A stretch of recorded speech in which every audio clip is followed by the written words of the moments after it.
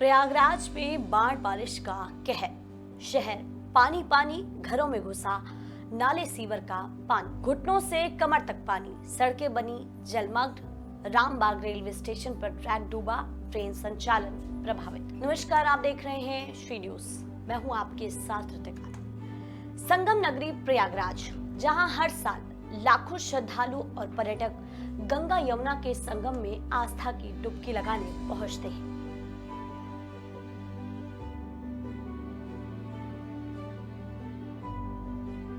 लेकिन इस वक्त तस्वीर बिल्कुल अलग है। 2 दिन की बारिश, नदियों का बढ़ता जलस्तर और शहर के कई हिस्सों में घुटनों से लेकर कमर तक पानी।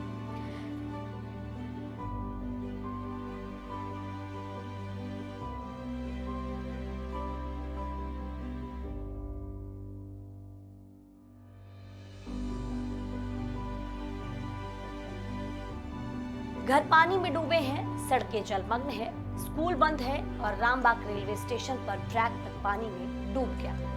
सवाल यही है, जिस प्रयागराज में विकास के नाम पर बड़े बड़े दावे किए गए, वही शहर बारिश में पानी पानी क्यों हो गया? प्रयागराज देश और दुनिया में संगम नगरी के नाम से मशहूर शहर, जहां हर साल लाखों श्रद्धालु गंगा यमुना के संगम में आस्था की डुबकी लगाने पहुंचते हैं।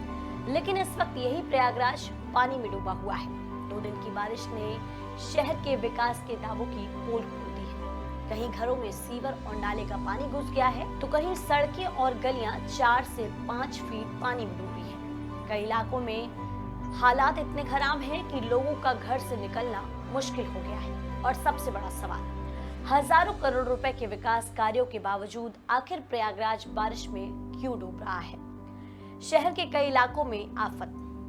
प्रयागराज के निरंजन डॉट पुल, CMP डिग्री कॉलेज डॉट पुल, जाफरी कॉलोनी और जासटाउन में जल भराव ने लोगों की मुश्किलें बढ़ा दी हैं। कई इलाकों में पानी कमर से ऊपर तक पहुंचने की बात सामने आई है। जासटाउन में संगम टंकी से लेकर CMP डिग्री कॉलेज, जासटाउन थाना और आसपास के मार्गों पर आवागमन बुरी तरह प्रभावित रहा। घरों में नाले और सीवर का पानी घुसने से लोगों की गृहस्थी खराब हो रही है। बिजली के करंट के खतरे को देखते हुए कई जगह बिजली आपूर्ति बंद करनी पड़ी। पानी के बीच सांप, बिच्छू और दूसरे जहरीले जीवों का खतरा भी लोगों की परेशानी बढ़ा रहा है।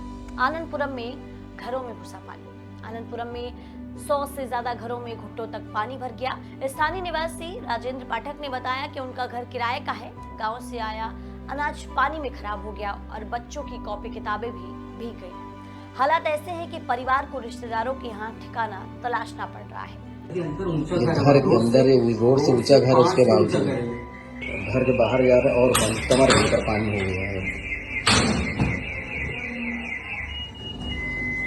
ये देखिए पूरी 4 डूब चुकी है। पूरा क्षेत्र यहाँ पर कम से कम 800-900 घर है। यहाँ पर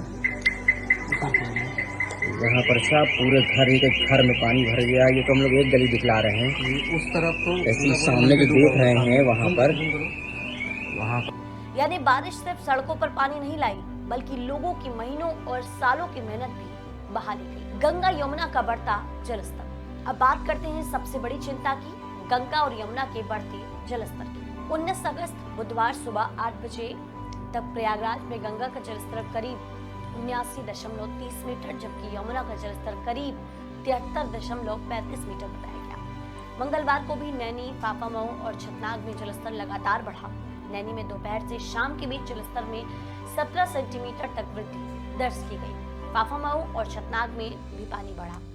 हालांकि महत्वपूर्ण बात यह है कि प्रयागराज में बाढ़ का खतरे का निशान 84.73 मीटर है और फिलहाल गंगा यमुना का जलस्तर इस निशान से काफी नीचे है। लेकिन बारिश और ऊपरी क्षेत्रों से पानी की बढ़ती जो स्थिति है, बहुत तेजी से बदल सकती है। अब बात करें बड़े हनुमान मंदिर तक पहुंचा पानी। संगम क्षेत्र से एक और महत्वपूर्ण तस्वीर सामने आई है। जलस्तर के कारण पानी श्री बड़े हनुमान जी के मंदिर के पास सड़क तक पहुंच गया है। अगर जलस्तर इसी रफ्तार से बढ़ता रहा तो मंदिर परिसर में गंगा का पानी प्रवेश कर सकता है। पिछले साल सावन के दौरान भी गंगा का पानी मंदिर तक पहुंचा था। ऐसे में इस बार भी श्रद्धालु और प्रशासन की नजर लगातार नदी के जलस्तर पर बनी हुई है। निचले इलाकों में बड़ी चिंता। गंगानगर, करेली और राजापुर के निचले इलाकों की कॉलोनियों में पानी भर गया है। संगम क्षेत्र, तारागंज, सलौरी, फाफामऊ और नैनी समेत नदी किनारे के इलाकों में रहने वाले लोग लगातार जलस्तर पर नजर बनाए हुए हैं। घाटों की सीढ़ियां डूबने और तटवर्ती रास्तों पर पानी पहुंचने से आवागमन की परेशानी और बढ़ सकती है। 4 लोगों की मौत। इस प्राकृतिक आपदा के बीच प्रयागराज जिले में मंगलवार को अलग अलग घटनाओं में 4 लोगों की मौत की पुष्टि हुई है। सुराव के सराय चंद्रभान निवासी रामकुमार के तालाब में डूबने से मौत हुई। करछना के महेवा पट्टी निवासी रोहित की यमुना नदी में डूबने से जान गई। हड़िया के मोई गांव की अंजलि की जहरीले जंतु के काटने से मौत बताई गई। वहीं बेलसारा की ननका देवी जर्जर मकान गिरने के बाद मलबे में दब गई। प्रशासन के मुताबिक आपदा से मौत की पुष्टि होने पर मृतकों के परिजनों को आपदा राहत कोष से मुआवजा दिया जाएगा। स्कूल बंद, रेलवे सेवा प्रभावित। जलभराव को देखते हुए प्रयागराज में बुधवार को प्री प्राइमरी से 12वीं तक के सभी स्कूल बंद रखने का आदेश दिया गया। बीएसए अनिल कुमार के मुताबिक लगातार बारिश के कारण विद्यार्थियों और शिक्षकों का स्कूल पहुंचना मुश्किल हो रहा था। सुरक्षा को ध्यान में रखते हुए अवकाश घोषित किया गया। वहीं रामबाग रेलवे स्टेशन पर भी जलभराव गंभीर हो गया है। ट्रैक पानी में डूबने के कारण प्लेटफॉर्म नंबर 1, 2, 3 और 4 से ट्रेनों की आवाजाही प्रभावित होकर ठप हो गई है। सोशल मीडिया पर लोगों का गुस्सा। अब बात करें उस गुस्से की जो प्रयागराज के जलभराव को लेकर सड़क से लेकर सोशल मीडिया तक दिखाई दे रहा है। कई लोगों ने जलभराव की तस्वीरें और वीडियो साझा करते हुए तंज कसा। किसी ने प्रयागराज को वाटर पार्क बताया तो किसी ने व्यवस्था पर सवाल उठाए। वहीं सपा प्रमुख और पूर्व मुख्यमंत्री अखिलेश यादव ने भी सोशल मीडिया पोस्ट के जरिए प्रयागराज के विकास कार्यों और महाकुंभ के नाम पर हुए खर्च पर सवाल उठाते हुए शहर का नाम जलराज नगर रखने की बात कही। वहीं पूर्व महापौर अभिलाषा गुप्ता नंदी ने भी जलभराव की तस्वीरें साझा करते हुए शहर के हालात पर प्रतिक्रिया दी। सोशल मीडिया पर सीएमपी डिग्री कॉलेज और परिसर के पानी में डूबने होने का वीडियो भी सामने आया, जिस पर लोगों ने व्यंग कसते हुए इसे हर क्लास में जल योजना तक कह दिया। जानते हैं हाईकोर्ट ने इस पर क्या संज्ञान लिया। प्रयागराज के जलभराव मामले में इलाहाबाद हाईकोर्ट ने भी सख्त रुख अपनाया है। बुधवार को जिलाधिकारी और नगर निगम आयुक्त ने हाईकोर्ट में पेश होकर शहर में जलभराव की स्थिति पर अपना पक्ष रखा।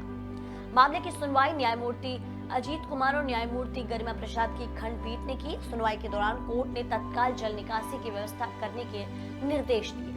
हाईकोर्ट ने दारागंज मोरी गेट से जल निकासी की अनुमति देते हुए प्रशासन को निर्देश दिया कि शहर में जल भराव की स्थिति को 24 से 28 घंटे के अंदर खत्म कराया जाए। अब प्रशासन के सामने बड़ी चुनौती कम समय में प्रभावित इलाकों में पानी निकालने और लोगों को राहत पहुंचाने की है। अब आते हैं सबसे बड़े सवाल। लेकिन इन तमाम तस्वीरों और प्रतिक्रियाओं के बीच सबसे बड़ा सवाल यही है कि क्या प्रयागराज की जल निकासी व्यवस्था इतनी बारिश के लिए तैयार नहीं थी? क्या शहर के नालों और सीवर सिस्टम की क्षमता बढ़ते शहरीकरण और बदलते मौसम के अनुरूप है?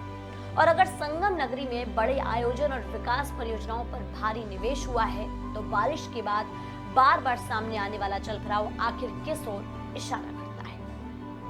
फिलहाल प्राथमिकताएं लोगों को सुरक्षित निकालने की, जल निकासी व्यवस्था बहाल करने की और बाढ़ की स्थिति पर लगातार नजर बनाए रखने की है। प्रयागराज में फिलहाल बाढ़ का खतरे का निशान पार नहीं हुआ है। प्रयागराज में फिलहाल बाढ़ का खतरा प्रयागराज में फिलहाल बाढ़ का खतरे का निशान पार नहीं हुआ है, लेकिन लगातार बढ़ता जल स्तर और भारी जलभराव प्रशासन के लिए बड़ी चुनौती जरूर बन गया है।